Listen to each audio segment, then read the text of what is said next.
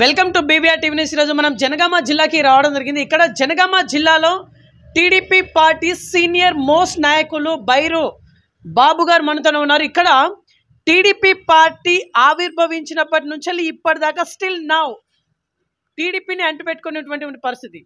Actually TDP party అనేది కనుమరుగైపోతున్నటువంటి వేళ TDP party మునిగిపోతుందని చెప్పేసి, టీడీపీ పార్టీ లేదని చెప్పేసి, అంటే ఇట్లాంటి తరుణంలో బైరు బాబు గారు టీడీపీనే అంటుపెట్టుకోవడాన్ని ఎట్లా చూడాలి? యాక్చువల్లీ సీనియర్ మోస్ట్ నాయకులుగా టీడీపీలో 42 ఇయర్స్గా ఉన్నటువంటి వీరి జర్నీ ఏ రకంగా సాగింది? బైరు బాబు గారి మేడం గారు ఒకసారి కౌన్సిలర్గా కూడా గెలవడం జరిగింది. యాక్చువల్లీ కౌన్సిలర్గా ఎట్లాంటి డెవలప్మెంట్ చేశారు? లాస్ట్ టైం శాసనసభ ఎలక్షన్లో టీడీపీ పార్టీ ఇంత కూడా తన మార్పును చూపించలేకపోయింది. ఈసారి పార్లమెంట్ ఎలక్షన్ రాబోతుంది. ఈ పార్లమెంట్ ఎలక్షన్లో అయినా సరే టీడీపీ పార్టీ మార్క్ అనేది ఉండబోతుందా? ఇట్లాంటి లేటెస్ట్ ఇన్ఫర్మేషన్ కొంత తెలుసుకునే ప్రయత్నం చేద్దాం. నమస్తే సార్, బాగున్నారా? సార్ ధన్యవాదాలు సార్. బీవీఆర్ టీవీ గారికి వరంగల్ నుంచి వచ్చినందుకు బీవీఆర్ టీవీ గారికి ధన్యవాదాలు మరియు శుభాభివందనాలు. ఓకే సార్, టీడీపీ పుట్టినప్పటి నుంచి మీరు ఇప్పటిదాకా ఇప్పటిదాకా మీరు టీడీపీలోనే ఉన్నారు. ఏం చెప్తారు సార్ మీరు? అన్న ఎన్టీఆర్ ఆశయాలకు అనుగుణంగా మేము అప్పుడు ఎన్టీఆర్ అభిమాన సంఘం ఉండే కాబట్టి, ఎన్టీఆర్ అంటే మా అభిమానం కాబట్టి అప్పుడు పార్టీలో చేరాము. మేము అప్పటికి ఇప్పుడు నా ఏజ్ దాదాపు 58 ఏళ్ళు ఉంటాయి. 58, 60కి వచ్చిన దగ్గరికి. అప్పుడు నేను ఒక 18 ఇయర్స్ వరకు ఉంటాను, చిన్నపిల్లగానే. 18, 20 మధ్యలో ఉంటాను. అన్నగారి అభిమానంతో మా పార్టీలో ఉన్నాము.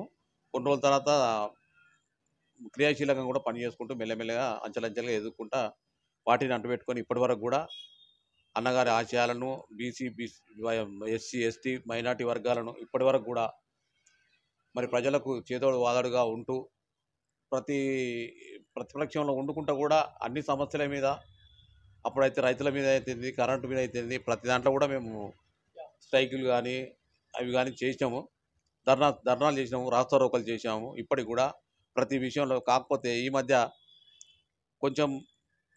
కొంచెంలో వెనుక ఉన్నాం కాబట్టి, అయినా కానీ పార్టీని నమ్ముకొని ఇప్పటివరకు పార్టీలనే ఉంటాం. ఓకే సార్, రీసెంట్గా జరిగినటువంటి తెలంగాణ రాష్ట్ర శాసనసభ ఎలక్షన్స్, మీరు అంటే టీడీపీ పార్టీ ఏదో ఒక రకంగా ఎవరికో సపోర్ట్ చేయబోతుందని చెప్పేసి ఒక టాక్ అయితే వచ్చింది. లేదు, టీడీపీ పార్టీ స్వయంగా బరిలో దిగబోతుందని చెప్పేసి ఇంకో రకమైన టాక్ వచ్చింది. ఫైనల్లీ చూస్తే అసలు టీడీపీ పార్టీ లేనే లేదు. ఏం చెప్తారు? అప్పుడు అన్యాయంగా మా నాయకుడిని అక్రమైన కేసులు పెట్టి, నిరూపణ లేని కేసులు పెట్టి జైల్లో వేశారు కాబట్టి, ఆ సందర్భంలో మరి ఒకవేళ నిలబడ్డా కానీ 2, 3, 4, 5 గెలిస్తే కానీ వాళ్ళ మళ్ళీ టీఆర్ఎస్లకే పోతారనే ఉద్దేశంతో ఇక్కడ సరి అయిన మళ్ళీ నాయకులు లేకుంటే, మన నాయకత్వం లేకుంటే మాకు ఇక్కడ ఇబ్బంది అవుతుందని చెప్పి ఆ జైల్లో వేసిన సందర్భాన్ని అనుసరించుకొని మా పార్టీ నాయకుడు డిసిజన్ తీసుకుంటే, ఎందుకంటే మనం దూరంగానే ఉందాం ఎన్నికలకు అని చెప్పి దూరంగా ఉండడం జరిగింది. ఓకే సార్, యాక్చువల్లీ శాసనసభ ఎలక్షన్ టైంలలో చంద్రబాబు నాయుడు గారు జైలు పాలయ్యారని చెప్పేసి మీరు స్తబ్దతగా ఉన్నారు. మరి ఇప్పుడు చంద్రబాబు నాయుడు గారు బయటనే ఉన్నారు, చాలా ఉత్సాహంగా స్పీచ్లు అయితే ఇస్తూ ఉన్నారు. మనం టీవీల మాధ్యమాల్లో చూస్తూ ఉన్నాము. ఇప్పుడు పార్లమెంట్ ఎలక్షన్ సందర్భంగా మీ స్ట్రాటజీ ఏంటిది ఇక్కడ తెలంగాణ వరకు అనేది? మా అధినేత నిర్ణయాలు కొన్ని ఇంకా తీసుకోలేదు ఇక్కడ తెలంగాణ మటుకు. మా ప్రెసిడెంట్ గారు కూడా తెలంగాణ తెలుగుదేశం అధ్యక్షులు వారు రాజీనామా చేసి టీఆర్ఎస్లోకి వెళ్ళారు కాబట్టి కొత్తగా మళ్ళీ ఈ మధ్యకాలంలోనే ఎన్నుకుంటారని తెలుస్తుంది. ఒకవేళ ఎన్నుకున్న తర్వాత కంపల్సరీగా మా అధ్యక్షుని మా చంద్రబాబు నాయుడు మా పార్టీ అధ్యక్షుని ఆదేశాల అనుసారంగా ఇక్కడ కంపల్సరీ మళ్ళీ తెలుగుదేశం ఇక్కడ పుంజుకుంటుంది. అవకాశం వస్తే ఒకవేళ ఎంపీ సీట్లలో కొంతమంది నిలబడరా మరి పార్టీ స్ట్రాటజీ తీసుకున్న తర్వాత కంపల్సరీగా ఇక్కడ పోటీ చేసే అవకాశాలు ఉన్నాయి. రేపు ఏదైనా పార్టీతో పొత్తు పెట్టుకుంటారా మరి ఎట్లుంటుందో అదంతా పార్టీ నిర్ణయం తర్వాత మేము దాన్ని ఆలోచించి పార్టీ ఏదైతే నిర్ణయం తీసుకుంటారో దానికి మేము కట్టుబడి ఉంటాం. ఓకే సార్, స్టేట్ లెవెల్లో మీ టీడీపీ పార్టీ కార్యకర్తలు ఉన్నారా సార్? ఉన్నారు సార్, ఎందుకు లేదు, తప్పకుండా. మొన్న మన ఖమ్మం మీటింగ్ తీసుకోండి మీరు. మళ్ళీ పోతే అప్పుడు కొన్ని ధర్నాలు రాస్తారోకలు చేసినప్పుడే కానీ ఈ చంద్రబాబు నాయుడు లేకుంటేనే కనీసం జైల్లో పడితేనే అక్కడ స్టేడియంలోకి వచ్చి ఐటీ ఎంప్లాయీస్ మొత్తం సపోర్ట్ చేసారు కదా సార్. ప్రపంచంలో ఎక్కడ జరగలేదు అది. ఒక నాయకుడు లేకుండా అంత పెద్ద ఎత్తున మీటింగ్ సక్సెస్ అయిందంటే పబ్లిక్ ఎందుకు లేదనుకుంటారు సార్, తెలుగుదేశం కంపల్సరీ ఉన్నది. ఓకే. కానీ ఇక్కడ తెలంగాణ స్టేట్ వరకు మనం చూసుకుంటే టీడీపీ ప్రెసిడెంట్స్ ఎవరొచ్చినా కూడా వాళ్ళు కొన్ని నెలలు కావచ్చు, ఒక 2 సంవత్సరాలు కావచ్చు, ఉండి వేరే పార్టీకి వెళ్తున్నటువంటి పరిస్థితి. ఇప్పుడు ప్రెజెంట్ కూడా మీకు లీడర్షిప్ లేనటువంటి పరిస్థితి. అంటే స్టేట్‌లో ఒక ప్రెసిడెంట్ అనే వ్యక్తి అయితే మీకు లేరు. అంటే దీన్ని ఎట్లా చూడాలి సార్? టీడీపీ అనేది దీన్ని బట్టి చూస్తే ఇక కనుమరుగైపోతుందా రాబోయే రోజుల్లో? కనుమరుగే అవకాశాలు లేవండి. ఎందుకంటే ఇప్పుడు పార్లమెంట్ ఎలక్షన్ దగ్గరికి వస్తున్నాయి కాబట్టి అక్కడ అక్కడ ఆంధ్రలో చూసుకోవాలి, ఇక్కడ తెలంగాణలో చూసుకోవాలి కాబట్టి తప్పకుండా ఒక నాయకుడిని ఎన్నుకుంటారు ఈ మధ్యకాలంలోనే. ఎన్నుకున్న తర్వాత మళ్ళీ పార్టీ కార్యవర్గం ఉన్నది, పొలిట్ బ్యూరో సభ్యులు ఉన్నారు కొంతమంది. వెళ్ళేవాళ్ళు వెళ్తున్నారు సార్. కార్యకర్తలం బలంగా ఉన్నాం మేము ఇప్పటికీ. దాదాపుగా ఈ ఈ మంత్లోనే, వచ్చే మంత్లోనే, కాకపోతే మా పార్టీ నిర్ణయాలు తీసుకొని ప్రెసిడెంట్ పెట్టిన తర్వాత కంపల్సరీ పార్టీ ముందుకెళ్తుంది. కార్యకర్తలు ఎక్కడికి పోలేదు, కార్యకర్తలు అట్లే ఉన్నారు. ప్రతి గ్రామంలో కార్యకర్తలు ఉన్నారు. తెలంగాణ మొత్తంలో ఏ ఊరికి వెళ్ళినా దానికి కనీసం కార్యకర్తలు లేకుండా ఊరే లేదు. ఓకే. సార్ మీకున్నటువంటి 42 ఇయర్స్ జర్నీ, మీ టీడీపీ పార్టీలో మీ జర్నీ. సార్ టీడీపీ పార్టీలో ఒక లీడర్గా మీరు ఏదైతే ఎదుగుతున్నటువంటి తరుణం ఏదైతే ఉందో, ఆ ఎదిగే తరుణంలో మీరు జనగామ ప్రజలకు ఏమైనా చేసిల్లా? చేసినాం సార్. మేము ఇప్పుడు అప్పుడు ఇంటరామారావు పీరియడ్లో చాలా చేసినాము. జనతా అవసరాలు అయితేంది, 2 రూపాయల కిలో బియ్యం అయితేంది, కోడు గుడ్డ కానీ అన్నగారి ఆధ్వర్యంలో చాలా చేశాము. ఈ అది ఆ వ్యవస్థను తీసేసినాం కదా సార్.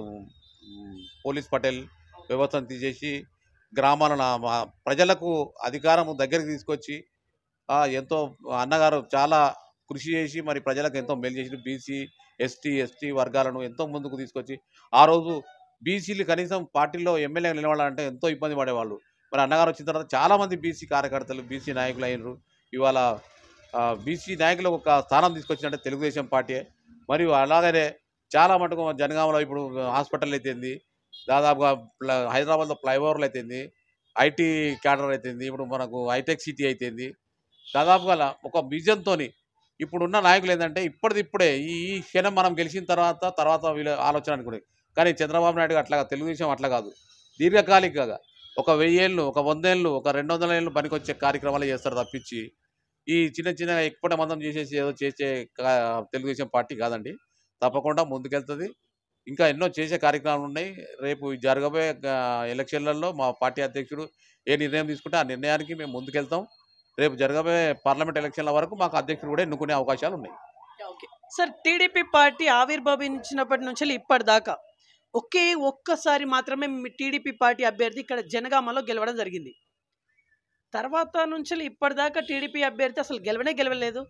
అంటే ఇక్కడ జనగామ ప్రజలు టీడీపీని కంప్లీట్గా అవాయిడ్ చేస్తూ ఉన్నారు దీన్ని బట్టి చూస్తే. లేదు సార్, అట్లేం లేదు. కాకపోతే ఏమైతుందంటే పొత్తులో భాగంగా ఒక 2 సార్లు సిపిఎంకి వెళ్ళింది. తర్వాత 2 సార్లు మాకు అవకాశం వచ్చింది తెలుగుదేశంకు. అప్పుడు ప్రేమలత రెడ్డి గారును బసవరెడ్డి గారు నిలబడి ఓడిపోయిన తక్కువ ఓట్లతోనే. అట్లేం లేదు సార్. ఎందుకంటే అవకాశాలు వచ్చినాయి. కాకపోతే ఎప్పటికీ పొత్తులో భాగంగానే జనగామ పోయింది కాబట్టి జనగామకు కొంచెం ఇబ్బంది కలిగింది. అయినా కానీ కార్యకర్తలు మాత్రం పార్టీని వదిలిపెట్టి పోలేదు. ఇంతవరకు పార్టీని పట్టుకునే ఉన్నారు. మళ్ళీ పూర్వ వైభవం వస్తుందని చెప్పి మేము నమ్ముతున్నాం. ఓకే సార్, యాక్చువల్లీ ఇప్పుడు జనగామ వరకు మనం చూసుకుంటే ఆఫ్టర్ తెలంగాణ ఎట్లాంటి డెవలప్మెంట్ జరిగిందని మీరు గ్రహిస్తూ ఉన్నారు? డెవలప్మెంట్ జరిగింది ఏం లేదండి. జనగామలో మన 119 ఎమ్మెల్యేలలో దాదాపుగా కాంగ్రెస్ నుంచి కొంతమంది, తెలుగుదేశం నుంచి కొంతమంది వస్తే కూడా ఆయన వాళ్ళ పార్టీలో చేర్పించుకున్నాడు. మొత్తం సర్వనాశనం చేసిర్రు. ల్యాండ్ మాఫియా, మైనింగ్ మాఫియా, ఇసుక మాఫియా రాష్ట్రాన్ని మొత్తం దోచుకొని కోట్లాధిపతులు అయిపోయారు. అంత పబ్లిక్ చేసి మాత్రం ఏం లేదు. ఏదో అడప కొన్ని పింఛన్లు అవన్నీ ఇచ్చేసి ఏదో ప్రజలందరినీ ఇంకా బిచ్చాలని చేసి తప్పించి దీర్ఘకాలిక ప్రయోజనాల కోసం ఎవరు పాటుపడలేదు. యువతకు అసలు ఉద్యోగాలే లేవు. భగీరథ నీళ్ళు ఇంతవరకు రాలేదు. ఎన్ని సమస్యలండి తెలంగాణలో. ఆ సమస్యలన్నింటి అసలు పట్టించుకునే నాదుడే లేడు. ఈ విద్య కోసం కానీ, ఆరోగ్యం కోసం కానీ ఒక్క రివ్యూ పెట్టింది లేదు కేసీఆర్ గారు. ఒక రివ్యూ కానీ అధికారులతో మాట్లాడింది లేదు. ఎందుకు సార్ మరి అనవసరంగా ఇప్పుడు మేము ఏదో ప్రతి ఒక్కరు కూడా అన్ని వర్గాలు పోయి ఆ రోజు బస్టాండ్ కాడికి పోయి మేము కూడలికి పోయి తెలంగాణ రావాలని చెప్పి కొట్లాడితే ఈరోజు తీసుకొచ్చి నలుగురు చేతిలో పెట్టినట్టు అయిపోయింది మొత్తం. ఓకే సార్, ఇప్పుడు చెప్పుకోదగ్గ సమస్యలు ఉంటే ఇవేనా? జనగామ వరకు సమస్యలు ఇవేనా, ఇంకేమైనా ఉన్నాయా సమస్యలు? చాలా ఉన్నాయి సార్ సమస్యలు. ఇప్పుడు ఆరోగ్యం కరెక్ట్గా లేదు. ఇప్పుడు హాస్పిటల్కి పోతే వాళ్ళకి స్కానింగ్ ఉండదు, డాక్టర్లు టైంకు రారు.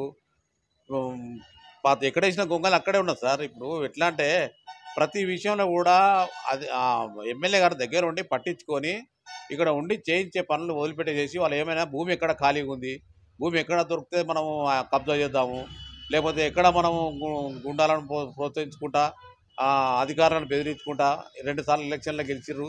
కానీ ప్రజలు బుద్ధి చెప్పారు. ఇప్పుడు వాళ్ళు మొత్తం పత్తా లేకుండా పోతుంది సార్. అది ఈ పార్లమెంట్ ఎలక్షన్లో వాళ్ళకి కనీసం ఒక్క సీటు కాదు కదా, అసలు ఎవరు ఉండకుండా అయిపోతుంది. అది మొత్తం అసలు బీఆర్ఎస్ అనేది కనబడకుండానే పోతుంది. ఓకే, బీఆర్ఎస్ అనేది కంప్లీట్గా తుడుచుకోపెట్టుకొని పోతుందని చెప్పేసి మీరు అంటా ఉన్నారు. కాకపోతే ఇక్కడ అదే బీఆర్ఎస్ పార్టీ అభ్యర్థిని 2 సార్లు 3 సార్లు గెలిపించడం జరిగింది ఇక్కడ మీ జనగామ ప్రజలు వరుసగా. మరి దీనికి మీ సమాధానం ఏంటిది సార్? ఇక్కడ తెలంగాణ ప్రజలు 100% ఎడ్యుకేషన్ కాదు సార్. ఇక్కడ ఎట్లా అంటే ఇంకా వాళ్ళు ఏమన్నా ఇస్తారా తీసుకుందాం అనే ఆలోచనలతోనే ఉంటారు.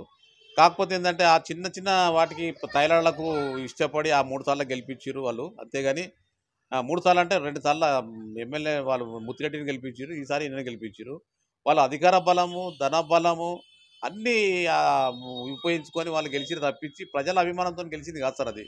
ఎందుకంటే వాళ్ళు మేము ఓటు వేయకుంటే మా పింఛను పోతానో, లేకపోతే మా ఓటు వేయకుంటే మాది రైతు బంధు పడదామని చెప్పి భయపడి పబ్లిక్ ఓట్లు ఇచ్చారు తప్పించి వాళ్ళకు ప్రేమతో కానీ ఇంకేదో దాంతో మాత్రం వేయలేదు. మరి అదే యూత్ ఎందుకు వేయలేదు సార్? ఈసారి యూత్ తక్కువ మెజార్టీతోనే గెలిచింది కదా సార్, పెద్ద మెజార్టీతోనే అయితే గెలవలేదు. మరి కేసీఆర్ 2 దగ్గర నిలబడడం, మరి ఒక దగ్గర ఓడిపోయింది కదా సార్. అందుకనే ఇప్పుడు దీర్ఘకాలిక ప్రయోజనాలు చేయాల్సింది తప్పించి యువతకు చేసింది సార్. ఒక డిఎస్సి చేయలేదు, ఒక ఉద్యోగం ఇవ్వలేదు. ఆయన కేటీఆర్ ఏమైనా అక్కడికి పోతాడు, అవి తీసుకొస్తాడు, ఏది ఐటీ పరిశ్రమలు తీసుకొచ్చా అని చెప్తారు. ఎక్కడ సార్ 1,70,000 కోట్ల మన బడ్జెట్లో దాంట్లో దాదాపుగా జీతాలు పోతే మిగతా పైసలు అన్నీ చెప్పి ఆంధ్రలోకి కట్టబెడుతుంది కదా సార్. తెలంగాణ వాళ్ళకు ఒక భగీరథ దాంట్లో కానీ లేకపోతే ఇంకేదో ప్రాజెక్టులు కానీ ఒక ట్రాక్టర్ పెట్టుకునేవాడు, ఒక ప్రొక్యూనర్లు పెట్టుకునేవాడు. ఎందుకు సార్ మనం తెలంగాణ తెచ్చుకుంది ఎందుకు సార్? దీనికేనా? తెలంగాణ తెచ్చిన తర్వాత సర్వనాశనం చేసిన తెలంగాణను మొత్తం సర్వనాశనం చేసి వాళ్ళు నలుగురే ఆధిపత్యం చెలాయించి భయంతో బతికినాం సార్. ఇన్ని రోజులు భయంతో బతికినాం. ఎక్కడ బండి పట్టుకుంటారో, లేకపోతే ఎక్కడ తీసుకుపోయి అరెస్ట్ చేస్తారో, ఎక్కడ ఎక్కువ మాట్లాడితే ఏమైనా అరెస్ట్ చేసి తీసుకుపోతారో, ఒక నియంత పాలనలో ప్రజలు ప్రాణాలను గుప్పిట్లో పెట్టుకొని బ్రతికింది సార్. ఇప్పుడు స్వేచ్ఛగా హాయిగా ఉన్నారు సార్. అంటే కాంగ్రెస్ ప్రభుత్వం అని కాదు, ఒక విధానంతో, ఒక లెక్కతోని, ఒక పద్ధతితోని చేసుకుంటూ పోవాలి తప్పించి భయప్రాంతరం చేసి ఎదురు మాట్లాడితే అరెస్టులు చేసుకుంటా ఈ అనగదొక్కుంటా ఒక నియంత పాలన నటించింది సార్ ఇన్ని రోజులు. చెప్తారు. ఓకే సార్, ఇక్కడ మీ టీడీపీ పార్టీకి సంబంధించినటువంటి లీడర్స్ ఇక్కడ ఇంకా అట్నే ఉన్నారా, లేకుంటే వేరే పార్టీకి ఇంకా వెళ్తున్నటువంటి తరుణం ఏమన్నా ఉందా? లేదు సార్, మేము పాత బ్యాచ్ ఎట్లా ఉన్నది సార్ మొత్తం. మాకు నియోజకవర్గ ఇన్ఛార్జి గారు ఉన్నారు, వారు రామిని హరీష్ అని చెప్పి. మాకు ఆయన చాలా గ్రామాలలో జెండా గద్దెలు కట్టించిండు పబ్లిక్ను. మాది ఇప్పుడు మా జనగామ మాకు సభ్యత్వ వృత్తులలో జనగామనే ఫస్ట్ వచ్చింది సార్. రామిని హరీష్ వచ్చిన తర్వాత పార్టీని బాగా బలోపేతం చేసిండు ఆయన వచ్చిన తర్వాత. మొత్తం తెలంగాణలోనే మాకు ఫస్ట్ వచ్చింది ఇది సభ్యత్వ వృత్తంలో తీసుకున్న దాంట్లో. ప్రతి ఊర్లో జెండా గద్దె కట్టించిండు, జెండాలు ఎగరేసిండు. అక్కడ ఉన్న కార్యకర్తలను మళ్ళీ ప్రోత్సహించి మళ్ళీ కొంచెం ఒక కొత్త ఊపుని తీసుకొచ్చింది సార్. సార్, ఈ పార్లమెంట్ ఎలక్షన్ సందర్భంగా మీరు కాంగ్రెస్కి సపోర్ట్ చేయబోతున్నట్టుగా కొంత చర్చ కూడా జరుగుతూ ఉంది, వాస్తవమా? ఆ విషయం మాకు ఇంకా మా చిన్న కార్యకర్తలు దాకా రాలేదు సార్. అది ఎందుకంటే కింది వరకు రాలేదు. అది సరే జరిగితే అక్కడ పెద్దవాళ్ళలో ఏమైనా చర్చలు జరుగుతుండొచ్చు. రేపు పొద్దుగాల మా అధినేత ఏదైనా నిర్ణయం తీసుకుంటే ఆ నిర్ణయం ప్రకారం మా పోవాల్సింది కదా సార్. మేము ఇక్కడ చాలామంది కూడా ఇప్పుడు ఇంకా నాయకులు సార్. ఇప్పుడు చీకట్ల నవీన్ అని చెప్పి మాకు మా అధ్యక్షుడు, టౌన్ అధ్యక్షుడు, మరి పోతే టౌన్ సెక్రటరీ కానీ ఇంకా కొంతమంది చాలామంది ఉన్నారు సార్ ఇక్కడ. వాళ్ళు ఎక్కడికి పోలేదు. చోటేమియా కానీ ఇంకా పోతే సిరాజ్ కానీ ఇక్బాల్ భాయ్ కానీ చాలామంది కార్యకర్తలు ఇంకా అప్పుడే పార్టీని పట్టుకొని అట్లనే ఉన్నారు, అట్లనే ఉంటారు. అదే పార్టీలో మొన్న మేము ఎన్నో ప్రలోభాలకు మమ్మల్ని గురి చేసినా కానీ మేము పార్టీలోకి వెళ్ళి పోలేదు సార్. కాకపోతే ఒక నామినేషన్ వేసిన తర్వాత అది మళ్ళీ ఆయన ఆ నామినేషన్ వేసిన తర్వాత కూడా మమ్మల్ని మోసం చేసి వేరే పార్టీలోకి పోయాడు. మేము పక్కకు జరిగిపోయినాం సార్. అదే తెలుగుదేశంలో ఆయనతో రమ్మంటే మేము పోలేదు. మేము టీడీపీలోనే వండుకుంటూ కొట్లాడుతున్నాం ఇప్పటికి కూడా. సార్, ఒక్కసారి మీ మేడం గారు కౌన్సిలర్గా బరిలో దిగి గెలవడం జరిగింది సార్. ఈ 5 ఇయర్స్లలో యాజ్ ఏ కౌన్సిలర్గా మీ మేడం గారు ఏం చేసిండు డెవలప్మెంట్ పరంగా నేను మాట్లాడేది? సార్ అప్పుడు మేము కౌన్సిలర్ గెలిచినప్పుడు గవర్నమెంట్ కాంగ్రెస్ ఉండే సార్ అప్పుడు. కాకపోతే ఏంటంటే మేము ఉన్నా కానీ కాంగ్రెస్తో సఖ్యతతోనే మేము ఇందిరా మిల్లు ఇప్పించినాము, సిమెంట్ రోడ్లు వేయించినాము, ఒక 4 వాటర్ ట్యాంకులు కట్టించి పబ్లిక్ వాటర్ సప్లై చేసి పైపుల ద్వారా అది ఒకటి చేసాము. మళ్ళీ పోతే అక్కడ మౌలిక సదుపాయాలు చాలా వరకు మేము కల్పించి 5 ఏళ్ల పాటు మేము ఒకరితోనే ఒక ఒక బ్యాడ్ రిమార్క్ లేకుండా 5 ఇయర్స్ మేము పాలించినాము. మేము ఇప్పటికీ వార్డులో పోతే కూడా నిలబడంటారు కానీ మేము దానికి మాది ఇప్పటికీ మా వార్డు లేడీస్ అవుతుంది కాబట్టి నాకు ఇష్టం లేక మేము నిలబడతలేము. ఈసారి ఒకవేళ జెంట్స్ అయితే మాత్రం దానికి మేము ఏమైనా ఆలోచన చేద్దామని చూస్తున్నాం సార్. చాలా వర్క్ చేసాం సార్ మేము.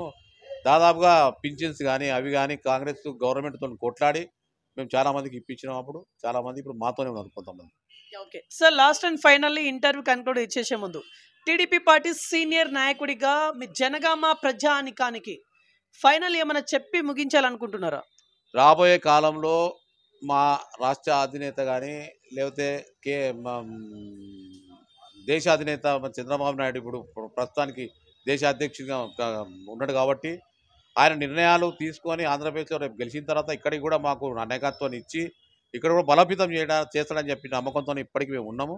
రేపు అక్కడ ఆంధ్రప్రదేశ్లో గెలిచిన తర్వాత తప్పకుండా మా తెలంగాణను తీసుకొచ్చి మా తెలంగాణకు ఒక పెద్ద నాయకుడిని ఇచ్చి మమ్మల్ని ఇంకా మోటివేషన్ చేసి ప్రజలకు కంపల్సరీ ప్రజలలో ఉన్నది సార్. ఇంకా ఎస్సీ ఎస్టీ బీసీ మైనార్టీ వర్గాలలో ప్రజలు తెలుగుదేశాన్ని ఇంకా నమ్ముతున్నారు.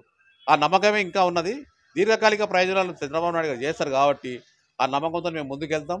రేపు జరగబోయే కాలంలో ఇంకా ప్రజలకు మేము చేదోడు వాదుడుగా ఉంటుకుంటూ వారిని మేము ఎప్పటికీ ఆదుకుంటామని చెప్పి కోరుకుంటున్నాం. రైట్. సో ఇదండి ఇవాళ ఇంటర్వ్యూ. నెక్స్ట్ మరొక ఇంట్రెస్టింగ్ మరి ఇంపార్టెంట్ అవుతుంది చూసిన ఉండండి BVR TV news. Until then bye, take care.